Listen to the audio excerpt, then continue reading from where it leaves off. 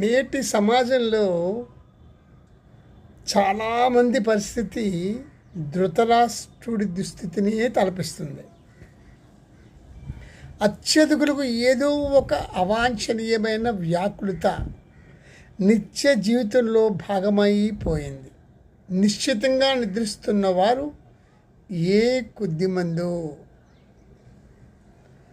ఆధునిక వైద్యులు కూడా ఆహారం అనాయాసంగా జీర్ణం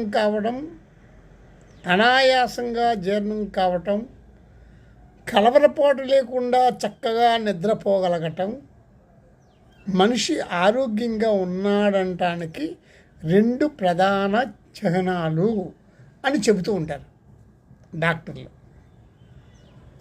అయితే నిద్రలేమికి ముఖ్యమైన కారణాలను విఘ్నుడైన విదురుడు చక్కగా స్పష్టంగా వివరించారు. ధర్మబద్ధమైన ధనార్జనలో ఎలాంటి దోషము లేదు. పరిమితంగా భోగభాగ్యాలను అనుభవించడంతోనూ ఎలాంటి పాపము రాదు.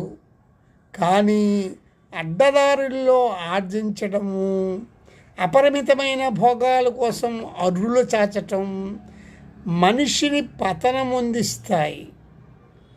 అలాంటి వారు పైకి డాంబికంగా కనిపించినా లోలోన ఇలా ధృతరాష్ట్రుడిలా దిగులు పడుతూ శిథిలమైపోతూ ఉంటారు.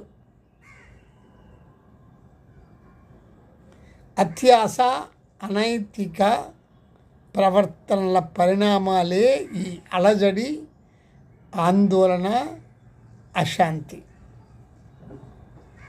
దీన్నందరూ గ్రహించాలి. ఇలా ఉండకూడదు. ఎలా ఉండాలంటే ధృతరాష్ట్రుల్లా ఉండకూడదు.